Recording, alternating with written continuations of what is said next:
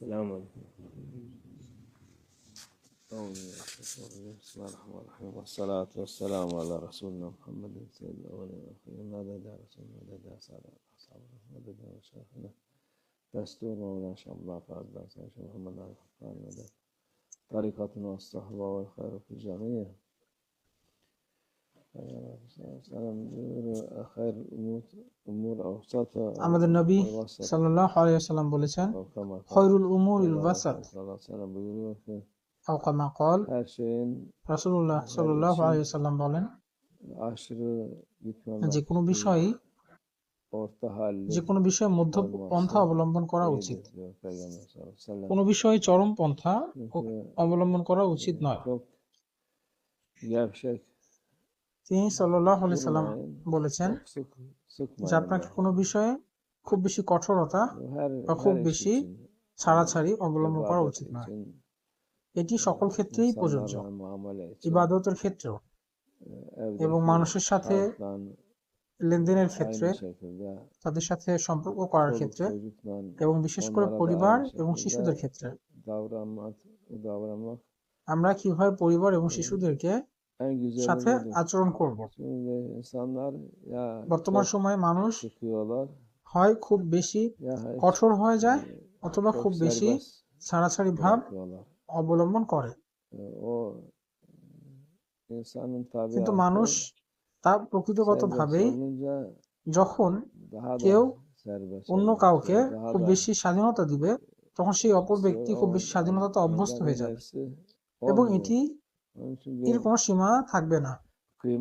ফলে আমাদের সকলকেই প্রত্যেকটি বিষয়ের কে মূল্য দেওয়া উচিত, প্রত্যেকটি বিষয়ের গুরুত্ব অনুধাবন করা উচিত এবং সবকিছুকেই দয়াশীল ভাবে সামলানো উচিত, বরং কঠোরতার সাথে নয়।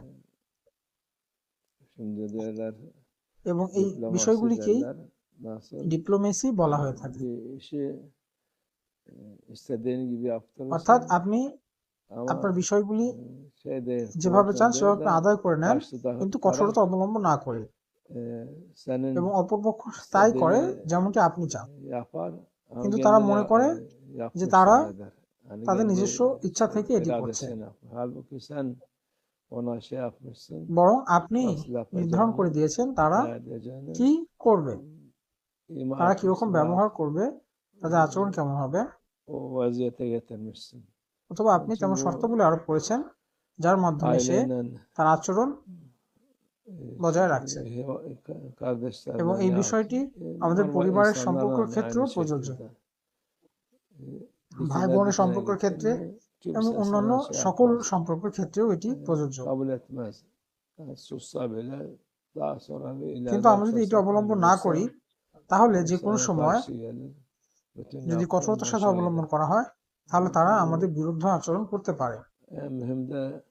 আমাদের সবচেয়ে বেশি অনুধাবন করা যেটি হচ্ছে সেটি হচ্ছে আমাদের পরিবারের নিজেদের মধ্যে সম্পর্ক। অনেকে বলে আমার সন্তান এবং আমার কন্যা 14 এবং 15 বছরের এবং তারা খুব জেদি হয়েছে এবং খুবই বিরোধ মনোভাব সম্পন্ন হয়েছে। এটি নিশ্চয়ই আল্লাহ জাল্লা জালালুহুর হিকমত। যখন একজন ব্যক্তি বুঝ শক্তিপ্রাপ্ত হয় এবং তাদের শরীরে একটি পরিবর্তন আসে, তখন তারা শিশু শৈশব থেকে যুবক এবং যুবতী পর্যায়ে পৌঁছে যায়। মানুষ তখন একজন পূর্ণাঙ্গ মানুষ, পুরুষ অথবা মহিলা হয়ে থাকে। এই ক্ষেত্রে শারীরিক যে পরিবর্তন হয় এটি অবধারিত এবং এর সাথে সাথে তাদের মানসিক পরিবর্তন হয়ে থাকে। ফলে এই বয়সে তাদের জন্য বিশেষ নজর দেওয়া উচিত। অনেকে বলে যে তাকে জিন আছর করেছে, তার মধ্যে জিনের প্রভাব রয়েছে। না, এরকম কিছুই নয়, বরং তার একটি পরিবর্তনের মধ্যে দিয়ে যায় এবং তারা তাদের শৈশব থেকে কৈশোর এবং তারা পুরুষ অথবা মাতৃত্বের যে ভাব সেখানে তারা পৌঁছে যায়। ফলে আমাদের তাদের এই পরিবর্তনকে নিয়ন্ত্রণ করা উচিত এবং তাদেরকে সঠিকভাবে তাদের সাথে ব্যবহার করা উচিত, এবং আপনিও তাদের সাথে ব্যবহার করার প্রক্রিয়া ধীরে ধীরে জানবেন। কোনোভাবেই তাদের সাথে কঠোরতা অবলম্বন করা উচিত নয়। তাদেরকে স্বাধীনতা দেওয়া উচিত, কিন্তু শর্তাবলী সাপেক্ষে। আপনি নিশ্চয়ই অবশ্যই তাদেরকে এমন একটি ভাবে তাদের সাথে ডিল করতে হবে যেটি মাধ্যমে আপনি তাদের থেকে আপনার যেভাবে চাচ্ছেন সেভাবে ব্যবহার আদায় করে নেন। আল্লাহ আযজা ওয়া জাল্লা বলেছেন যে বাচ্চা শিশুরা সবচেয়ে গুরুত্বপূর্ণ, কারণ তাদের মধ্যে ইসলাম এবং মানবতার সকল গুণাবলী রয়েছে।